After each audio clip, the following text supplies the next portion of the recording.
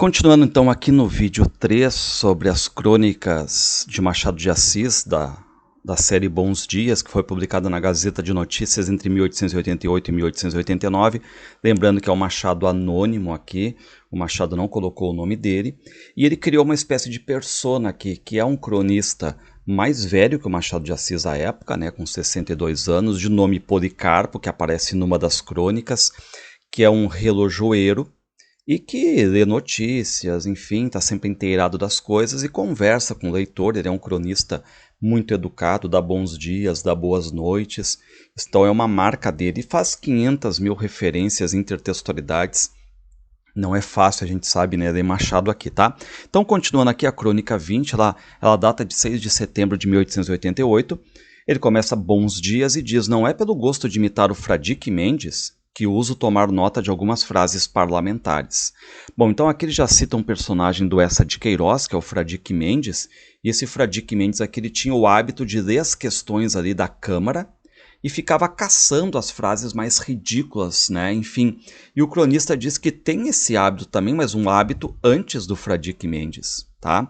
Ó, eu nem conhecia ainda o Fradique Mendes quando eu já praticava este salutar costume, né? Então ele está dizendo, né, que ficava lendo ali e caçando frases dos outros, mas guardando para ele, o cronista, né? E o cronista diz: eu nunca disse isso a ninguém. Digo agora para vocês, meus leitores, né, para que quando eu morrer, se aparecer no meu espólio um livro assim, não me atribuam qualquer ideia de plágio. Eu já estou dizendo, eu não estou plagiando, eu estou copiando deles ali, porque eu gosto de guardar essas frases, certo? Bom, então, o que ele está nos dizendo, né? Quando morrer, verem as frases ali que ele guarda e verem que não são dele, não é para acusar ele de plágio, mas porque ele tem o hábito de recolher essas frases parlamentares, né? E o que ele faz agora? Ele ironiza a frase de um senador: eu fui quem falou a ele. Então ele essa frase está meio torta e tudo mais, né? Enfim. E aí, aquela ideia de cronista que não tem muita coisa ali para comentar, fica tentando achar um assunto, né? Ele diz: ó, novidade, novidade, nova, nova, temos uma coisa. O anúncio de que o senhor senador Ávila vai tomar parte no concurso de tiro do clube de esgrima. Se o senhor Ávila quer um conselho de amigo, não se meta nisso de concurso de tiro. Vou dizer por quê. E aí, claro, ele vai dizer que, ó, clube de tiro e tudo mais é algo até louvável, legal, mas o perigo é o senador ser ridicularizado por isso, ganhar apelidos, fazerem piadas com ele. Ó, quando o ministro vão dizer a ele rindo: ó, o tiro de vossa excelência não chegou ao alvo. Tome o meu conselho, dispare um desaforo que é melhor. Um parlamentar de espingarda na mão, ninguém ainda o concebe nem admite, ou seja, ninguém respeita, né? E também agora ele está falando, né, de uma regra ali no regimento do Senado que não permite a inserção de trechos no discurso do orador, ou seja, né, não é para fazer nenhum acréscimo. Só o que o cronista está dizendo? Mas só um pouquinho. A boa regra é que o discurso de um orador pertence ao orador, que ele pode fazer o que quiser com seu discurso. É dele, trocá-lo, ampliá-lo ou amenizá-lo, como dizia Dias na Câmara o senhor Barão de Jeremoabo protestando. Porque esse barão aí, ele ficou indignado porque mudaram o discurso dele, colocaram insultos, coisa que ele não tinha posto, né? E aí, claro, o cronista está dizendo: mas só um pouquinho, como assim? O discurso de um orador pertence somente ao orador. Se a Constituição garante a propriedade das minhas calças, que estão fora de mim, como não há de garantir a propriedade do meu pensamento? E como é que o cronista aqui finaliza? Creio que tem alguma coisa a dizer, mas não me lembro. Não era o Liceu, não eram as letras falsas, não era o fogo de Botafogo. Reparem que ele alude a notícias da época, né? Seja o que for, boas noites, meu público leitor. Bom, aqui a gente parte para a crônica 21, de 16 de setembro de 1888. Ele dá a saudação inicial clássica, bons dias. E aqui cuidem, tá? Porque a crítica se dá exatamente pelo abuso da palavra. O que ele diz? Eu venho de um espetáculo longo, em parte interessante, em parte aborrecido, organizado em benefício do incidente manso. Começou por uma comédia de Alfred Musset, o escritor francês, né? Mas aqui está dizendo, né, que teve um espetáculo longo em benefício do incidente manso. O que foi esse incidente desse Manso, né, que foi um deputado que foi republicano, só que ele se recusou a prestar o juramento à coroa quando ele foi tomar posse do cargo. Tanto que ele entrou na história do Brasil como deputado sem juramento. Só que depois dessa negação dele de fazer o juramento, ficou discutido, né, se esse juramento vai ser o quê? Facultativo, né? E aí ele acaba resumindo um pouco, ó, o que foi o cronista resume um pouco, foi essa comédia do Musset, ó. Trata-se de um conde que vai visitar uma marquesa e não acaba de sair nem de ficar, até que a dama conclui por lhe dar a mão de esposa. Clara alusão ao incidente Manso. Ou seja, né, dizendo aquela ideia de que no momento em que ele se recusou a prestar juramento à coroa, houve debate sobre esse fato, ou seja, não querer prestar juramento. Então fica decidido ali, né, que só vai ser dispensado desse juramento aquele que se achava, por exemplo, né, que o juramento fosse contrário às suas crenças, às suas opiniões políticas e tudo mais, né? Bom, o que acontece? Ele fica falando que tem ali muitos atores amadores também, né? Ali, todo mundo querendo papel, né? E o cronista diz que tem a solução para isso, tá? E aqui ele já traz aquela ideia também do fonógrafo, né? Do Thomas Edison, ó. Bem, para isso mesmo eu tenho um remédio, se me consultassem. O remédio era o fonógrafo, com os aperfeiçoamentos últimos que lhe deu o famoso Thomas Edison, né? Enfim, aquela ideia, né, do abuso. Ou seja, quando acabasse a peça, ó, se ainda houvesse amadores que quisessem um papel qualquer, grande ou pequeno, o diretor faria distribuir fonógrafos, onde cada um daquele depositaria suas ideias. A reprodução de todas as palavras ali recolhidas podia ser feita não à vontade do autor, mas 25 anos depois. Ficam só as belezas do discurso, desapareciam os inconvenientes. De novo, né? Por que ele fala tudo isso, desaparecer os inconvenientes? Porque ele está criticando o abuso da palavra, o excesso, aquilo que tu não está nem aí, vai direto para o assunto, para que então ficar, né, enchendo linguiça, como a gente diz. E aí ele toca então na questão principal da crônica. Ó. Está aqui o remédio a um dos males que afligem o regime parlamentar, o abuso da palavra. E ele dá a saudação dele final, né? Boas noites. Migramos para a crônica 22, do dia 22 de outubro de 1888, saudação inicial bons dias, né? E aqui é legal que ele parte para conversar com o leitor. Ele diz assim, ó, não me acham alguma diferença? Eu devo estar pálido porque eu levanto-me da cama, e se não fosse a alfaiataria Estrela do Brasil, quero dizer o xarope de Cambará, ainda agora lá estava. Então ele meio que troca os nomes aqui, eram produtos muito anunciados, essa alfaiataria, esse xarope e tudo mais, né, muito anunciados na época. E aí reparem que ele diz, eu podia contar a vocês, meus amigos leitores, né, a minha doença. Só que tem gente que não gosta de falar sobre doença, mas eu ia dizer que tem gente que adora. Para os convalescentes não há prazer mais fino que referir todas as fases da doença, da moléstia, as crises, as dores, os remédios. Descansem, meus leitores, que não lhes digo o que foi, limito-me a cumprimentá-los. Ou seja, a educação clássica dele, né? E vós, messês, como vão da sua tosse? E aí, né, ele tá meio que conversando com o leitor, dizendo que o leitor se tá bem de saúde, tá aproveitando as coisas boas ali da vida, né? Só que ele não, ó, e eu de cama, sabendo das coisas apenas pelas folhas, pelos jornais. E ele vai dizer, ó, pessoa muito entendida em costumes americanos, me contou que no Congresso e no Senado dos Estados Unidos, como o melhor trabalho é feito pelas comissões, os oradores apresentam-se com os discursos na mão, leem só o exórdio e o final, ou seja, o começo e o final, e mandam para a imprensa nacional os manuscritos. Time is money, os eleitores que leiam depois. Repare então que casa um pouco com a crônica anterior, né? Antes era o abuso da palavra, e ele compara aqui com os Estados Unidos, ou seja, lá não se lê tudo inteiro, né? Lê o começo, lê final e manda para a imprensa, e aí os eleitores que vão ter acesso a todo ele, certo? O discurso inteiro, porque tempo é dinheiro. Então aqui, aplaudindo de certo modo, né? Essa questão toda aí de ser sintético nessa hora. Só qual é o problema, né? Ele diz, imagina se isso aqui, ler só o exórdio e o final, é transplantado para o Brasil. Pela questão brasileira de abuso, talvez os exórdios ficariam gigantes, os finais gigantescos, né? E aí diríamos que era degeneração ou transformação. Sou assim, não gosto de ver censuras injustas e prefiro os métodos científicos. Creio que fiz algumas censuras. Aqui vai um elogio. Nem eu sou pessoa que negue a verdade das coisas quando as vejo bem ajustadas. E aí no final ele fala de um banquete que foi servido, né, aos bispos brasileiros, ó. Sabem do banquete dado pelo internúncio aos bispos brasileiros e à embaixada pontifícia?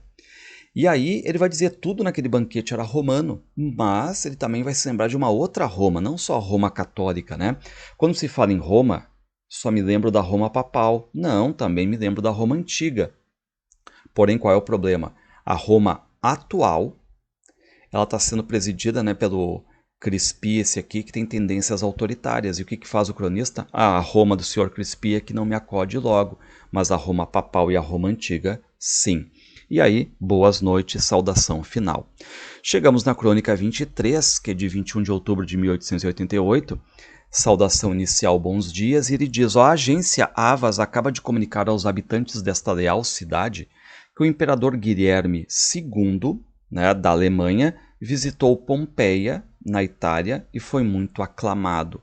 Então aqui esse Guilherme da Alemanha, né, ele visitou a cidade, aquela italiana de Pompeia, e o que o cronista ironiza, né? Não confundam essa Pompeia italiana com o nosso Raul Pompeia. O Raul Pompeia, lembrando, né, que no primeiro vídeo da série eu mostrei que nesse mesmo jornal que o Machado está publicando essas crônicas, o Raul Pompeia também fazia parte da Gazeta de Notícias e estava lançando o Ateneu em folhetins ali. E o que diz o cronista? Este, o Raul Pompeia, eu vi hoje na Igreja do Sacramento e com certeza não foi o visitado. A Pompeia do Telegrama é a velha cidade que o Vesúvio entupiu em 79 e foi descoberta em 1750, tá? Bom, singular fortuna a do atual imperador da Alemanha. Até os mortos o aclamam, ou seja, aquela ideia de todo mundo vibrando, dizendo vivas ao imperador e tudo mais, né? E aí, o cronista fala um pouquinho sobre esses últimos dias da cidade de Pompeia e tudo mais, né? Depois o Vesúvio. Tem ido a Pompeia príncipes e reis. O nosso imperador também lá esteve, creio eu. E aí, o cronista fica falando, né, sobre esse poder dos príncipes e tudo mais, o poder do poder, e diz o que, pela minha parte, ao contrário dos outros homens, eu não quisera ser príncipe, menos ainda imperador ou rei, principalmente causa invejas, né? Primeiramente causa invejas. E aí o que ele faz? Ele cai para algo poético no final da crônica. Antes, eu não quero ser então imperador, rei, príncipe. Antes ser flor de mato virgem, tão coberta pela ramagem que nem o vento a deite em terra. E ele vê, né? Ou seja, antes de ser algo poderoso, eu quero ser uma coisa simples. Uma flor de mato virgem coberta pela ramagem, né? E ele diz, meu Deus do céu, como estou poético, né? E tudo isso por causa da notícia dessa visita do Guilherme II da Alemanha a Pompeia. E ele se despede, boas noites. Então reparem, né? Ele pega notícias ali, questões históricas e comenta. Faz comparações, alusões, muito humor, né? Enfim. Crônica 24, do dia 28 de outubro de 1888, tá? Saudação inicial, bons dias, e ele abre com uma expressão popular à época, viva a galinha com a sua pevide. Ou seja, a galinha com pevide é aquela galinha que tem uma película na língua e essa película impede ela de beber, tá? Ou seja, tipo, viva o que nós somos, mesmo com os nossos defeitos. Por que ele está falando isso, né? Para a gente valorizar a nossa polícia. Vamos nós vivendo com a nossa polícia. Não será superior à nossa polícia, mas também não é inferior à polícia lá de Londres, que ainda não pode descobrir o assassino estripador de mulheres. Lembrem aqui, né, que ele está fazendo referência a Jack, o estripador, que assassinava as prostitutas e tudo mais, né? E, de certo modo, valorizando a nossa polícia, relativizando nessa questão de quem é superior, quem é inferior aqui, né? Brasil, Inglaterra e tudo mais. Eu, desde algum tempo, ando com vontade de propor que aposentemos a Inglaterra. Digo, aposentá-la nos nossos discursos e citações. E aí ele vai dizer, né, no começo é aquela mania de imitar a França e tudo mais, a França revolucionária, depois imitar a Inglaterra e tudo mais, né, e agora ele está querendo se inclinar mais para a Irlanda, tá? Mas reparem, né, que ele se inclina para o lado brasileiro quanto à polícia, só que aí o que ele ironiza agora? Aqui interrompe o meu leitor. E já vejo que é nativista. Quer aposentar, né, as coisas todas de outros países e só quer olhar para o Brasil. E eu respondo que não sei bem o que sou, diz o cronista, mas reparem, né, que ele joga ali uma pergunta hipotética de um leitor, mas ele mesmo que faz essa pergunta, né? E o que ele vai citar para dizer que talvez não seja bem assim essa questão nativista, né? Cito o projeto do meu ilustre amigo senador Toné. Aqui é o Visconde de Toné, autor de Inocência, que é um projeto que o Toné fez de nacionalização, ou seja, o estrangeiro que viesse para o Brasil, tivesse residência no Brasil ali por 2 anos, ele passaria a ser considerado cidadão brasileiro, tá? A menos que ele chegasse e dissesse, ó, eu não quero. E aí isso fosse colocado em certificado, né? Como eu dissesse que não aceitava o projeto integralmente, alguém tentou persuadir-me que eu era nativista. Só que aí o que faz o cronista? Ele tem os argumentos dele, né? Ó, não sei bem o que eu sou. Se nativista é algum bicho feio, paciência. Mas se quer dizer exclusivista, não é comigo. Não se pode negar que o senhor senador Toné tem o seu lugar marcado no movimento imigracionista, sem dúvida, e lugar eminente. Trabalha, fala, escreve, dedica-se de coração, fundou uma sociedade e luta por algumas grandes reformas. Ou seja, ele elogia esse lado, né, esse trabalho intenso aqui do Toné nesse lado da imigração. Entretanto, a gente pode admirá-lo e estimá-lo, sem achar que este último projeto seja inteiramente bom. Ou seja, eu posso também criticar, e esse é o meu detalhe, né?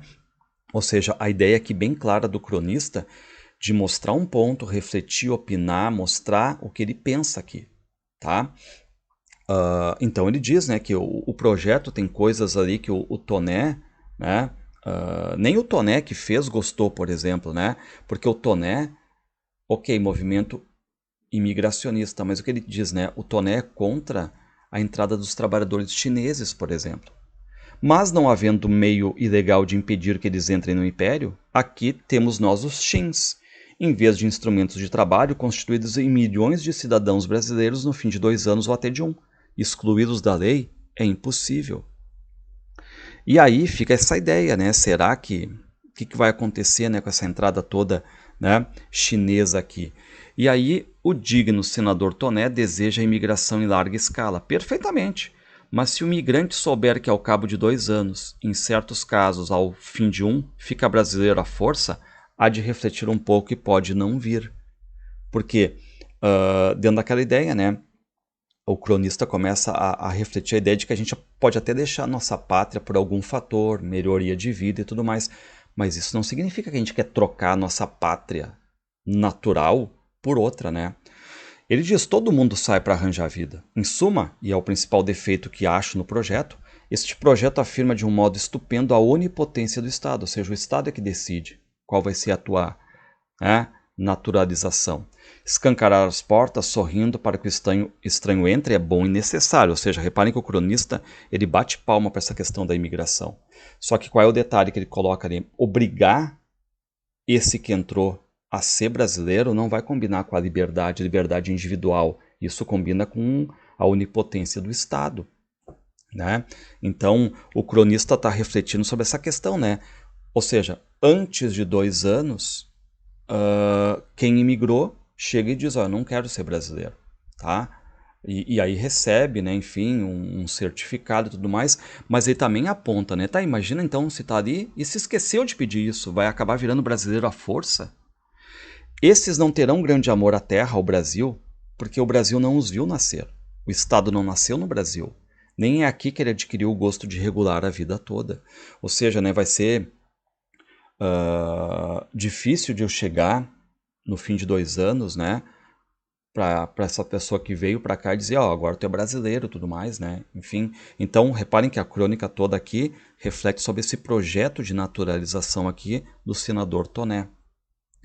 Desagravar a naturalização, facilitar e honrá-la, e mais que tudo tornar atraente o país por meio da boa legislação, reformas largas, liberdades efetivas, eis aí como eu começaria o meu discurso no Senado se os eleitores do Império acabassem de crer que os meus 40 anos já lá vão. Como acabaria, não sei, talvez nos braços do meu ilustre amigo o senador Toné. Boas noites. Bonita essa crônica aqui, né, que aponta sempre um detalhezinho ou outro, né, sobre defeitos e qualidades de um projeto. Então ele está dizendo, né, amigos, amigos, mas existe essa questão toda de também criticar que o projeto pode não ser 100% bom. Bom, a crônica 25 é do dia 10 de novembro de 1888, ele começa com a saudação inicial, bons dias. Ele diz assim, há anos, por ocasião do movimento Esther de Carvalho, que era uma atriz portuguesa que acabou morrendo no Rio de Janeiro, tá? Morreu jovem e tudo mais, 24 anos, né? Aquela boa atriz que aqui morreu, lembro-me de haver lido nos jornais um pequenino artigo anônimo.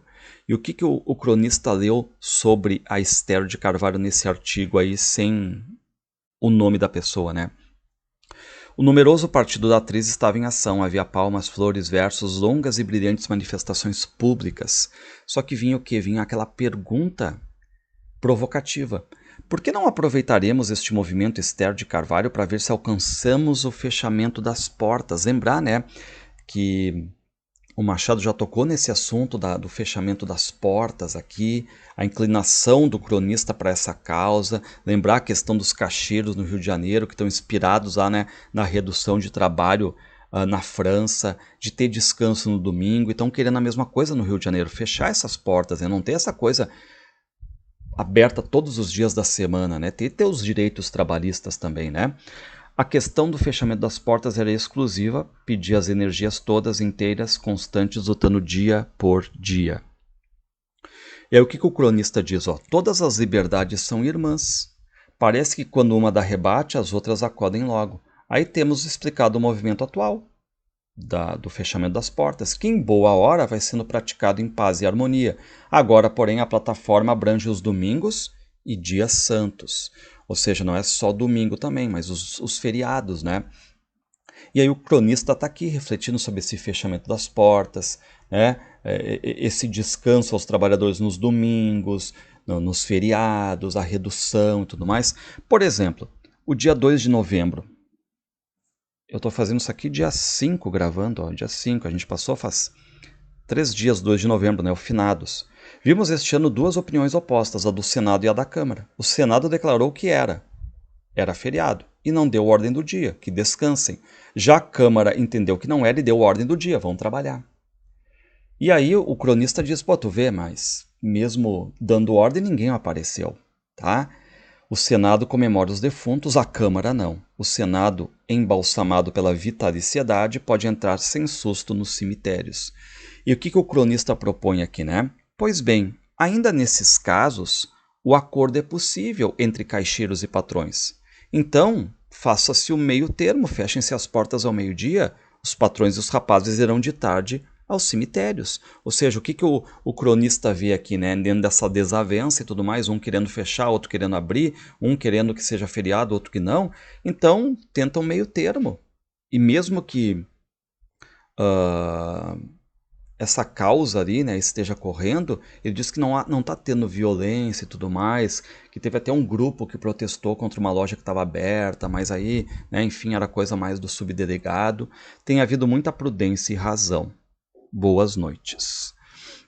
Vamos para a crônica 26 aqui. 18 de novembro de 1888. Bons dias. Ele diz assim, agora acabou-se.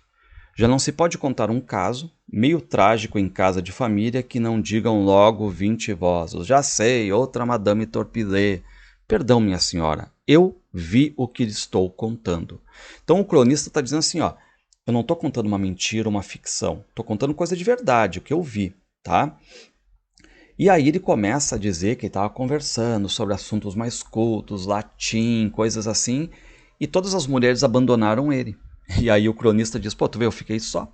Peguei no chapéu e vim ter com quem? Com os meus leitores, que são sempre os que pagam as favas. Legal esse recurso, né, que o cronista usa. Ou seja, se eu estou na rua conversando com alguém, algumas coisas, as pessoas muitas vezes não me dão ouvidos. Mas quem é que eu posso chamar? Eu corro para os meus leitores, para os meus seguidores aqui, né? Até ele cita uma frase aqui do Cícero, ó, em latim, grata populo est tabella, ou seja, em português, o voto secreto agrada ao povo, porque lhe dá força para dissimular o pensamento e olhar com firmeza para os outros. Reparem aqui qual vai ser o tema da crônica, o posicionamento do cronista, ele é a favor do voto secreto. Voto secreto, ninguém precisa saber em quem eu estou votando, tá? Ora bem, este voto secreto, que me é tão grato, repare o posicionamento dele, eu adoro o voto secreto, quer o nosso ilustre senador Cândido de Oliveira arrancá-lo ao eleitor no projeto eleitoral que apresentou ao Senado. Ou seja, qual é o detalhe? Querem um voto aberto. Diga em quem tu vai votar. Sua Excelência quer o voto público. Há de ser escrito o nome do candidato em um livro com a assinatura do eleitor. Repare, né? E o que o cronista pensa sobre o voto aberto? Tá? Aquela ideia, né, de que eu vou votar, mas eu vou votar pensando no meu superior, né? Eu não posso ter a liberdade em votar em quem eu quero votar. Concordo que este modo dá certa hombridade e franqueza, porque no momento que tu expõe quem tu está votando, também está sendo franco. Virtudes indispensáveis. E fora de dúvida que com o voto público, temos um problema. O caixeiro vota no patrão, o inquilino vota no dono da casa, o fiel dos feitos vota no escrivão, os empregados bancários votam no gerente e assim por diante. Também se pode votar nos adversários, né? Só que o problema dele qual é? Ele quer o voto secreto. O cronista está sempre inclinado pelo voto secreto. Ó. E depois, se o voto secreto já fez algum bem neste nosso pequeno mundo, por que aboli-lo? Bem sei o que se pode de bem e de mal acerca do voto secreto. Em teoria, realmente, o voto público é melhor. Em teoria. Na prática, o voto secreto. De novo, por que o público é melhor para ele? Porque tu é franco em quem tu está votando. Mas ele percebe essas coisas da questão, né? Pô, eu vou votar daí em quem? Eu vou votar no meu patrão, ele que me dá o emprego e tudo mais. E aí, ele está dizendo, né? Com o voto secreto não tem problema de eu pegar, jantar, por exemplo, com o meu superior, mas chegar e dizer, bom, tu é um bom patrão, mas não um bom político. Em ti eu não vou votar, secretamente voto em outro. Tá?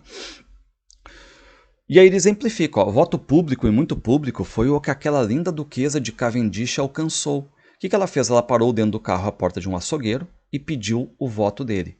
O açougueiro, que era do partido oposto, disse para ela brincando, eu votarei na senhora se vossa senhoria me der um beijo. E a duquesa, como toda a gente sabe, estendeu-lhe os lábios e ele depositou ali um beijinho. E aí ele ironiza, né? Imagina se a moda pega as mulheres fazendo campanha dos candidatos e tudo mais, né? E ele se despede. Bom, aqui na crônica de 27 de novembro de 1888, a crônica 27, ele começa bem para baixo, o cronista, tá triste, pessimista. Ó, nunca tirei o chapéu com tanta melancolia. Tudo é triste em volta de nós. A própria risada humana parece um dobre de finados. Creio que somos chegados ao fim dos tempos, olha só, né? Não faltam banquetes, é verdade. Mas pergunto eu, o que é que se come nesses banquetes estando tudo falsificado? Então aqui tem uma questão também sobre a falsificação das comidas, falsificação da manteiga. E ele está pegando todos esses assuntos, falando das notícias do dia a dia, né? Mas como se não bastasse a falsificação dos comestíveis, temos as mortes súbitas, os tiros com ou sem endereço, balas perdidas, a peste dos burros, a seca do Ceará, vários desaparecimentos e, porventura, algum harém incipiente, seja onde for. Mas isto agora entende com a liberdade dos cultos, projeto que está pendente na Câmara. Então ele já dá ali uma guinada, né, em todas as notícias da época que estão acontecendo, mas meio que ele para falar um pouco sobre essa permissão para celebrar outras religiões que não somente a católica. Tá? Então ele está citando aqui um projeto para permitir a celebração de outras religiões, né? E também aquela ideia, né? Pô, como é que eu quero atrair imigrantes que têm outras religiões, ficando apenas liberado o culto do catolicismo, né? Bom, e aí ele diz, ó, reparem que ele está indo de um tema para outro, né? A minha pena, a minha escrita parece com um cachorrinho que me doaram. Quando lhe dá para correr, tão depressa está em casa como nas pontas da lua. E aqui é legal, né? Porque ele traz esse traço metalinguístico, ele falando da sua própria escrita. Ó. Não tem juízo essa pena. Não obedece a posturas, nem às leis, nem a nada. Anda, desanda, tresanda. Creiam-me, não me faltam ideias sublimes. Falta-me pensar como que as fixe no papel. Então aqui bem algo metapoético, ele refletindo sobre a própria escrita dele, né? E fala ainda sobre a tristeza, ó. Eu prefiro sempre um coveiro a Molière. O cipreste, aquela árvore de cemitério, né, é minha árvore de predileção. Eu, se fosse Nero ou Calígula, mandava cortar a cabeça e todas as bandas de música jovial. Desconfio do homem que ri. É uma onça disfarçada. Bom, volta a falar agora de um outro tema importante, né, que é o fechamento das portas. O assunto é o fechamento das portas. Todos os dias veio declarações de patrões que concordam em fechar as portas. Ó, que legal, né? Os patrões ali vendo, né, que é um dever, né, essa questão de dar uma redução de jornada de trabalho, né? Só que aí ele exemplifica, né? Aí vem todo o humor machadiano. Uma senhora ingênua, quando há tempo houve um barulho na rua por causa de portas abertas, ao ler que um ferido foi levado à farmácia, me perguntou: tá, mas se as portas das farmácias já estivessem fechadas e tem um ferido, como é que fica, né? E aí o cronista chega e diz para ela: não, minha senhora, talvez, né, quando fecharem todas as portas, as das farmácias sejam as últimas a serem fechadas, né? Nada impede que até haja algumas exceções na medida geral. Também se adoece aos domingos. E aí ele finaliza aqui refletindo, ó, que este movimento liberal e generoso que é o fechamento das portas assuste alguns é natural. Assim é que um amigo meu, negociante de trastes velhos, dizia-me há dias que talvez chegasse o tempo em que ele e os colegas tenham de fazer um movimento igualmente liberal para obter a abertura de portas, aos sábados, por exemplo. A reflexão é grave, como se vê, mas nem por isso há de atar as mãos ao atual movimento. Ou seja, ele relativiza, reflete sobre isso aqui, mas deixa claro, né? Esse movimento, o fechamento das portas, é liberal e generoso. E ele vai lá e se despede com as boas noites, né? Bom, a crônica 28, do dia 17 de dezembro de 1888, bons dias. Ele diz: ó, creio que agora está tudo sossegado. Enquanto houve receio de alguma coisa, não pus o nariz, quanto mais as manguinhas de fora. E aqui, se a gente perceber, teve uma ausência, reparem, ó, se eu voltar a crônica aqui, é do dia 25 de novembro. E essa aqui é do 17 de dezembro, ou seja, uma ausência de uns 20 dias. E agora o cronista ele vai explicar essa ausência nos jornais. Não se cuide que eu estive em casa vadio, fazendo nada. Aproveitei a folga obrigada para compor uma obra que espero que seja útil ao meu país, ou, quando menos, a alguns compatriotas de boa vontade. Então ele diz, né, que acabou vendo um livro que era tipo assim o Orador Popular, em que já vinha nesse livro discurso pronto para tudo. Eu quero um discurso para casamento, tem ali nesse livro. Um para aniversário, tem. Para enterro, tem. Para batizado, tem.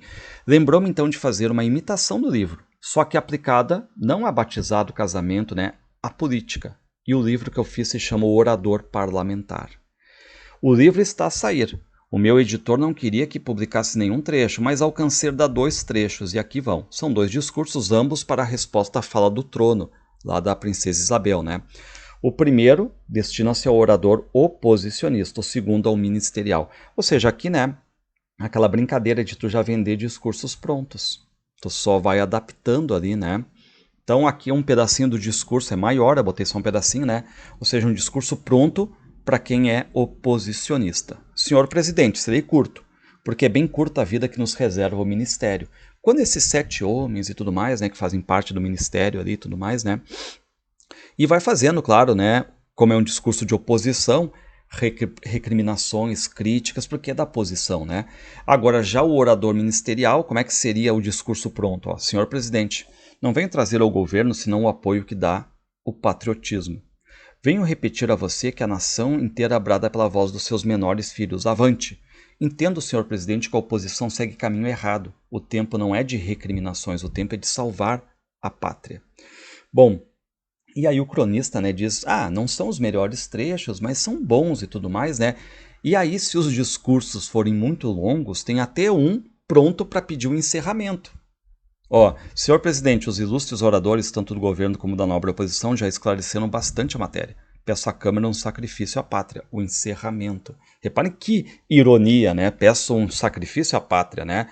Vamos ter que encerrar, mas é aquela coisa também do Machado aqui criticando, né, o abuso da palavra, né?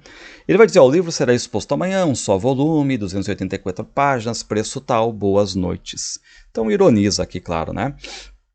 E aqui a última crônica desse vídeo aqui é a crônica 29, de 27 de dezembro de 1888. E detalhe, a última crônica de 1888. Depois a gente vai ver 20 crônicas de 1889, tá? Bom, ele diz, bons dias. Cuidava eu que eu era o mais precavido dos meus contemporâneos. A razão é que saio sempre de casa com um credo na boca, oração e disposição feita de não contrariar as opiniões dos outros. Ou seja, né, ele sai com oração em boca e aquela questão toda de não querer desagradar ninguém. Ou seja, ele é precavido, tá? E aí cita como exemplo de precaução também um Visconde. Ó. Quem talvez me vencia nisto, de ser precavido, era o Visconde de Abaeté. Não se opunha às opiniões dos outros e ganhava com isso duas vantagens. Ou seja, né, quando tu não compra briga, não fica indignado com a opinião do outro, né? Qual é a ideia, né? Se tu não faz isso, tu satisfaz a todos, não perde tempo. Só que o que ele diz, ó, pois senhores, nem o ilustre brasileiro, nem este criado do leitor, éramos os mais precavidos dos homens. E aí, porque ele diz, né, que foi para uma conferência, nessa conferência, foi uma conferência que foi atacada, houve tumulto, pancadas, pedradas, ferimentos, recorrendo aos atacados aos apitos para chamar a polícia, que acudiu.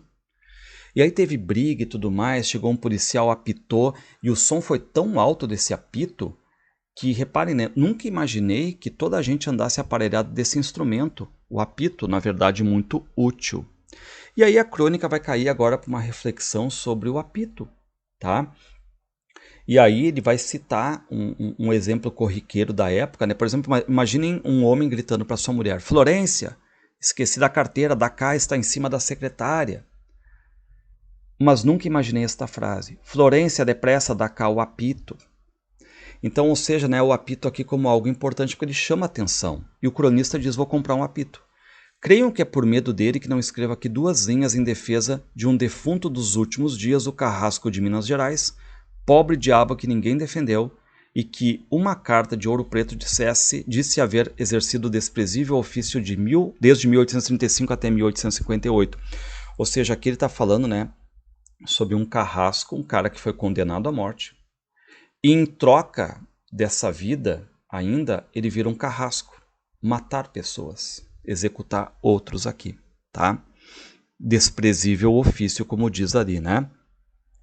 Fiquei embatucado com o desprezível ofício do homem. Por que carga d'água há de ser desprezível ofício criado por lei? Foi a lei que decretou a pena de morte. E aí segue refletindo sobre isso, né? Deus meu, não digo que o ofício seja dos mais honrosos, é muito inferior ao do meu engraxador de botas, que por nenhum caso chega a matar as próprias pulgas. Então aqui, o que choca, né, a lei e tudo mais, colocando esse homem condenado para fazer morte, a questão da pena de morte ali, né? E finaliza fazendo o quê? A gente sabe, já tem os boas noites ali, né? Mas retomando a questão do apito, ó. Em todo caso, não apitem, porque ainda não comprei apito. E posso responder que tudo isso é brincadeira para passar os tempos duros do verão. Boas noites, é a última crônica. E fiquem comigo no próximo vídeo, ok?